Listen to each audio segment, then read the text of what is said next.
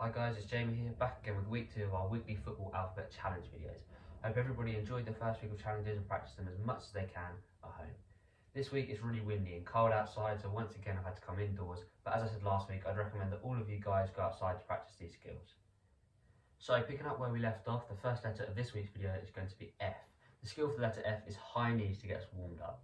This is one that we do a lot of football, so I expect you guys to be experts already. Now, high knees involves starting off with your hands out in front of you and jogging around whilst raising your knees so that they hit your hands. It's important to make sure that your hands stay in the same place and it's your knees not that do the moving instead of your hands moving up and down. Okay, this should hopefully look a bit like this. Now the challenge for the letter F is to do high knees whilst jogging around for 30 seconds. You can pause the video here and try that one out yourselves.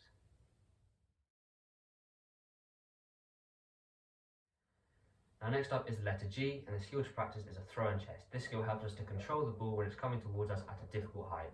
So we'll start off by throwing the ball up just above our head, and then we want to lean back and let the ball cushion off our chest to the floor in front of us. Hopefully that will end up looking a little bit like this.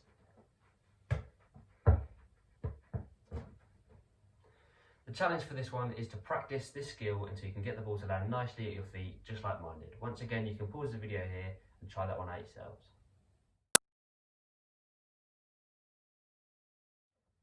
Now next up is the letter H, which is going to be a throw and thigh.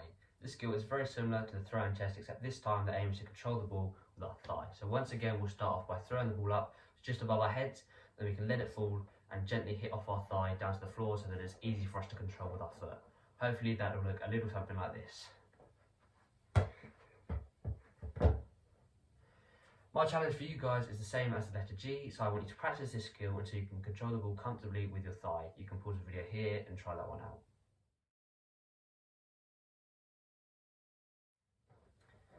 And the fourth letter of this video is going to be the letter I, and the skill for the letter I is going to be a throw and foot. Once again, it's a skill that's going to help us to control the ball just like the last two. So we'll start off by throwing the ball up, not quite so high this time, and we're just going to let it fall all the way down to our foot. Now when the ball is coming down from above, the trick to controlling it nicely is to point your toes upwards a little bit and cushion the ball with your foot instead of kicking it hard, okay? That should hopefully look a little bit like this. Now don't worry if it takes more than one touch to control the ball completely still, that's okay. My challenge for you guys this time is to practice this skill until you control the ball nicely with your foot so that it doesn't bounce off all over the place. You can pause the video here and try that one out yourselves.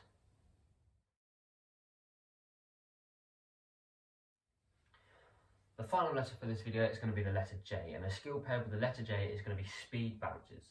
This is going to help us stay nice and agile and will also help us to get quick feet, which is super important for all skillful footballers.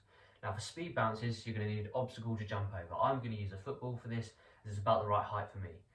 And you're going to want to set a timer for 30 seconds and see how many times you can jump over the ball before the timer goes off. Now it's really important when you're jumping over your obstacle to get your knees nice and high to help us build up the muscles in our legs, which will help us to run super fast. Hopefully that will look a little something like this.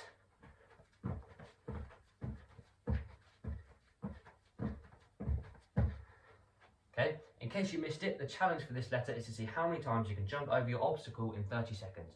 Pause here and try that one out.